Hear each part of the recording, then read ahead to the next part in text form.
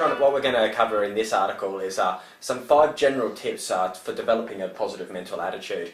Now, probably the first thing that we really want to talk about is why would we want to develop a positive mental attitude? Yeah, that's right. I mean, why can't you just stay angry and mad at the world your whole life? And there's a good reason, and the reason that you can't be angry at the world as easy as it is it's not really going to get you anywhere.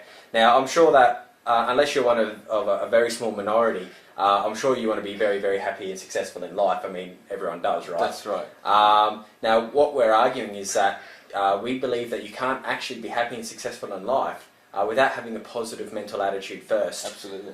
Some people say, oh, if you're happy and successful in life, then you're going to be positive. Whereas we're saying you need to be positive before you can get to that stage. That's right. I mean, we're not talking about like being super bubbly and just laughing and being stupid. That is not at all what we're talking about. See, what we're talking about is a lot of people out there that are really like pessimistic about stuff, that are just negative.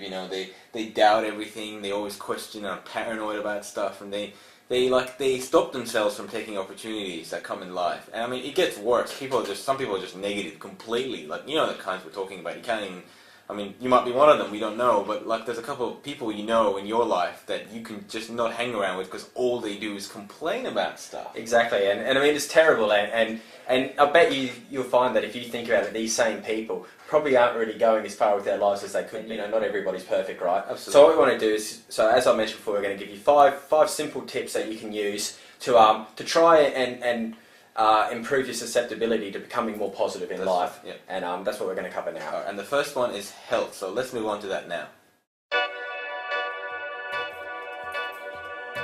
One of the things that I can't stress enough, and I'm sure our Wars agrees here, is the importance of having a healthy lifestyle in maintaining and sustaining a positive mental attitude. There's a saying which is that you are what you eat, and this saying is a very relevant saying, because if you're not living a very healthy lifestyle and eating healthy foods, and you tend to, and which means that you may well be drinking lots of caffeine and eating lots of sugars and things, you're going to be on a roller coaster of emotions and mood swings. Like you're going to have high moods when your sugar levels content's high, and you're going to have low moods when they're not.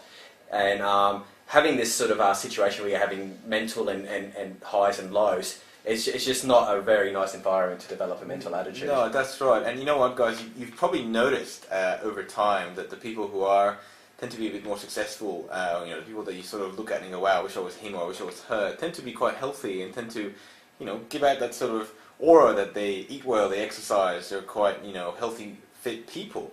And there's a lot to be said about that, because, if you ever, obviously all of you have gone for a run, or you've probably gone to the gym at least once in your life, and you know how good it feels when you finish doing like an hour exercise, because your brain, it gives off all these chemicals for your body, and not only does that make you feel great, it's like a natural high, really, and it actually is also really good for you, unlike the other kinds of highs.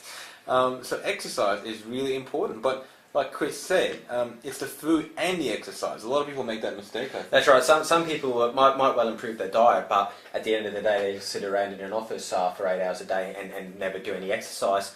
Some people go the other way, they'll do lots of exercise, but they don't improve their diet, and what they might be finding is that they're sort of thinking, Chris, I don't understand, I'm doing lots of exercise, but I'm still just really tired and drab all the time. And the reason is that they may well be just, although they're doing lots of exercise, to compensate, they just tend to eat lots more sugary foods, and that's no good.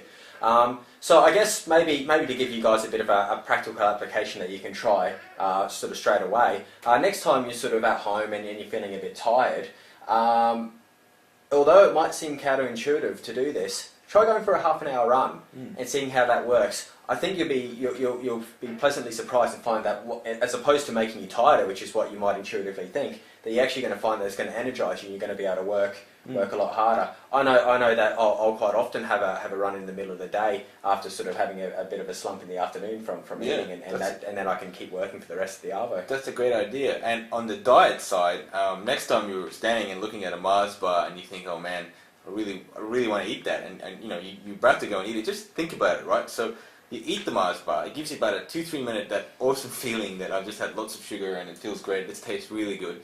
In about 30 minutes you start to feel that sort of after you just had McDonald's or something, or your stomach starts to feel like a little like, yeah, I probably really shouldn't have eaten that. And then, so there's a short-term gain, which is that instant satisfaction, and there's the sort of medium term, sort of, oh, I'm not feeling that great. And then the long term, which is you're not healthy. You're not eating well. You're going to remain, if you're trying to lose weight, you're not going to lose any weight. And think about that. Just take 30 seconds before you eat something unhealthy and just think about those three things.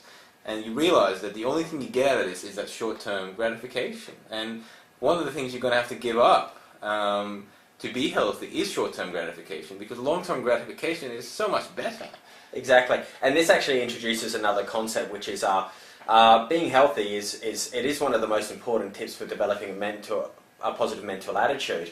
It's also one of the hardest. It's Absolutely. really difficult to keep the discipline required to stay healthy. Yeah, and in fact, if you go and visit Cognicology.com, we actually do have a number of articles on how to develop a stronger mental discipline, which you can implement in tandem with these tips to really help you instigate this change. Yeah, that's right. You know what, guys? You're probably using excuses like, oh, I can't afford to go to gym or blah blah blah blah blah. It's it's all excuses. It doesn't take much to eat more healthier food and to go for a walk or a run at night. It's not an expensive thing. You don't have to join a gym. You don't have to pay for personal training. You just have, go onto Google if you want. Type in healthy diet habits. Exercise, whatever you want to type. There's so much free information out there that you have no excuse to say that you can't afford it, or you need a personal trainer, or you blah blah blah blah blah blah. It's just your way of saying, I'm too lazy. I don't want to give this up. I don't want to change. But between Chris and I, we can tell you that being healthy is going to be the best thing that's ever happened to you. Definitely. And this closes this tip off quite nicely and leads us on to our tip number 2, which is to do with our perspective. Yeah, so let's move on to that now.